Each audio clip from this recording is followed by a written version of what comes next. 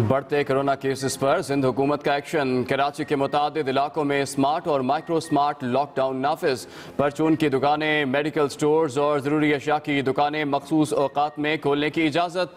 मुतासरा इलाकों की सड़कों और गलियां बंद कर दी गई। हैदराबाद के 17 इलाकों में भी आज से अगले 13 रोज़ के लिए स्मार्ट लॉकडाउन नाफिज।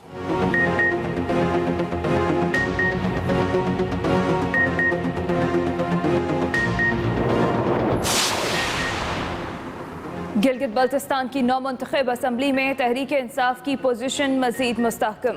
PTI की अपनी 10 नशस्तें, 6 आज़ाद अरकान की शमूलियत के बाद मजमूई तादाद 16 हो गई। पीपल्स पार्टी 3, मुस्लिम लीग नून 2, JUIFA और MWM की एक नशस्त। एक आज़ाद रुकन ने अभी तक किसी पार्टी में शमूलियत इख्तियार नहीं की। सिंध हाई कोर्ट का आरजू फातिमा को दारुल अमान मुंतकिल करने का हुक्म। अदालत आलिया ने आरजू की तालीम और दीगर सहूलियात का इंतजाम करने की भी हिदायत कर दी। अदालत का आरजू फातिमा केस निपटाते हुए पुलिस को रिपोर्ट मातहत अदालत में पेश करने का भी हुक्म।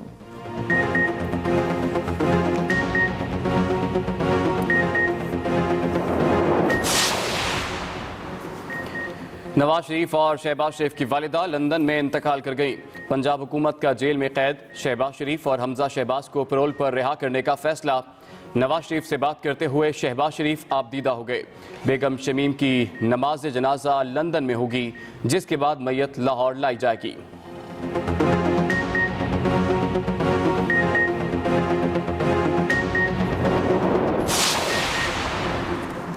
सदर मुमलिकत, वज़ीर आज़म और आर्मी चीफ का बेगम शमीम अख्तर के इंतकाल पर इजहार अफसोस। इमरान खान ने कहा तमाम दुआएं शरीफ फैमिली के साथ हैं। आर्मी चीफ ने मरहुमा के दर्जात की बुलंदी की दुआ की। Asif Zardari, Bilawal Bhutto, Chaudhry Shujaat Hussain, Fazlur Rehman, Chaudhry Nisar, chairman senate, governor Punjab समेत सियासी और मजहबी रहनुमाओं का भी इजहार ताज़ियत।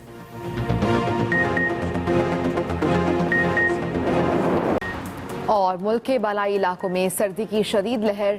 बालाकोट, शुगरान, कागान, नारान और अयूबिया में बारिश और बर्फबारी।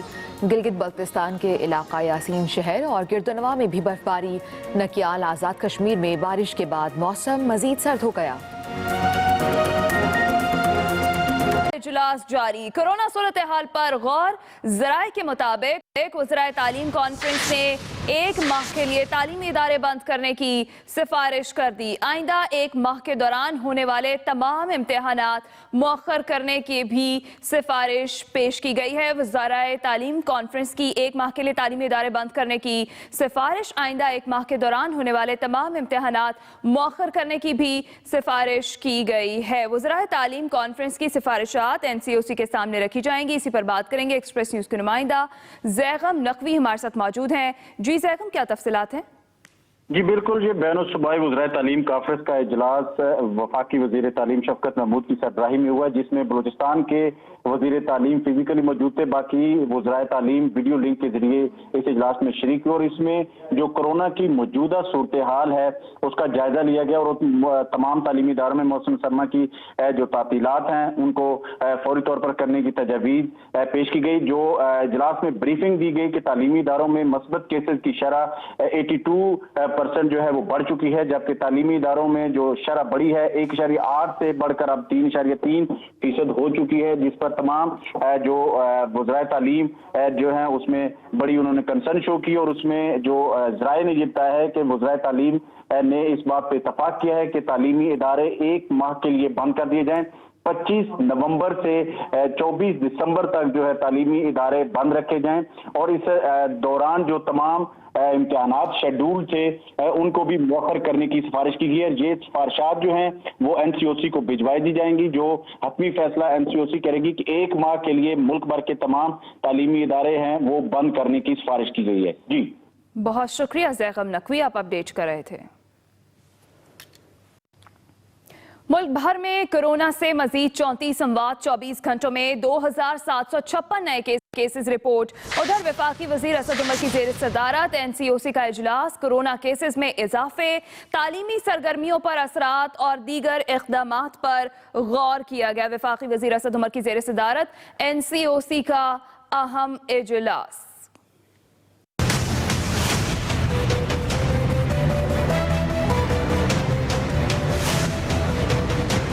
वफाकी वजीर असद उमर की जेर सदारत NCOC का इजलास जारी। कोरोना केसेज में इजाफे, तालीमी सरगर्मियों पर असरात और दूसरे इक़दामात पर गौर। National command and operation centre के मुताबिक गुज़िश्ता 24 घंटों के दौरान 36,929 कोरोना टेस्ट किए गए। मुल्क भर में कोरोना वायरस के केसेस की तादाद 3,76,929 हो गई। कोरोना से मजीद 34 अफराद जाँ बहक हुए। अमवात की तादाद 7,696 हो गई। NCOC के मुताबिक मुल्क भर में 3,30,885 अफराद सेहतयाब हो चुके हैं। सिंध में मरीजों की तादाद 1,63,329 हो गई। पंजाब में कोरोना के मरीजों की तादाद 1,14,508 है। खैबर पख्तूनख्वा में 44,599, इस्लामाबाद में 27,000 और बलूचिस्तान में 16,810 मरीज हैं। हैदराबाद में कोरोना से सबसे ज्यादा मुतासरा इलाकों में स्मार्ट लॉकडाउन पर अमल दरामद शुरू हो गया है। डिप्टी कमिश्नर हैदराबाद ने हुक्मनामा जारी कर दिया। कोरोना से सबसे ज्यादा मुतासर पर 2 हफ्ते की रिहाई की दरख्वास्त डिप्टी कमिश्नर को जमा करा दी है। अताउल्लाह तारड़ की जानिब से दी गई दरख्वास्त में कहा गया है कि शहबाज शरीफ को अपनी वालिदा जबकि हमजा शहबाज को अपनी दादी की आखिरी रसूमात में शिरकत के लिए परोल पर फौरी तौर पर रिहा किया जाए। शहबाज शरीफ कायदे हिज़्ब इख्तिलाफ कौमी असम्बली और हमजा शहबाज कायदे हिज़्ब इख्तिलाफ पंजाब हैं और इनसे पूरे मुल्क से लोगों ने ताज़ियत करने आना है, लिहाजा दोनों रहनुमाओं को 2 हफ्ते के लिए पैरोल पर रिहा किया जाए। सिंध हाई कोर्ट में आरजू फातिमा ने एक बार फिर वालिदैन के साथ जाने से इनकार कर दिया। अदालत ने पुलिस को शफाफ तफ्तीश करके मातहत अदालत में रिपोर्ट पेश करने का हुक्म दे दिया है। सिंध हाई कोर्ट में आरजू फातिमा की जानिब से दायर दरख्वास्त की समाअत करते हुए दरख्वास्त गुजार बच्ची से पूछा कि क्या वो अपने वालिदैन के साथ जाना चाहती है, जिस पर आरजू ने एक मरतबा फिर वालिदैन के साथ जाने से इनकार कर दिया। आरजू फातिमा के वकील ने दरख्वास्त की कि केस का फैसला इस्लामी कवानीन के तहत किया जाए, जिस पर अदालत ने कहा कि हमने फैसला कर दिया है, आप चाहें तो सुप्रीम कोर्ट में चैलेंज कर दें। अदालत ने लड़की को दोबारा दारुल-उलूम मुंतकिल कर दिया और उसकी तालीम और दीगर सहूलियात के इंतजामात की भी हिदायत की। PDM सिर्फ साजिशों में मसरूफ है। ऑपोजिशन सुन ले, लूट मार का दौर अब कभी वापस नहीं आएगा। वज़ीर आला पंजाब उस्मान बुज़दार का बयान कहते हैं कि ऑपोजिशन रहनुमाओं को अवाम के मसाइल से कोई सरोकार नहीं। उनका मजीद कहना था कि अवाम मनफी सियासत की बजाय मुल्क को आगे बढ़ता देखना चाहते हैं। PDM सिर्फ साजिशों में मसरूफ है। ऑपोजिशन सुन ले, लूट मार का दौर अब कभी वापस नहीं आएगा। वज़ीर आला पंजाब उस्मान बुज़दार का यह बयान, जिसमें उनका कहना था कि ऑपोजिशन रहनुमाओं को अवाम के मसाइल से कोई सरोकार नहीं।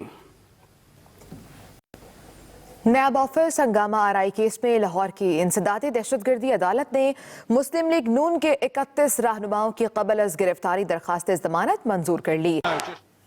ई चालान की सेंचुरी मुकम्मल करने वाली गाड़ी को ट्रैफिक पुलिस लाहौर ने धर लिया। गाड़ी के मालिक को 50,500 जुर्माना आयद।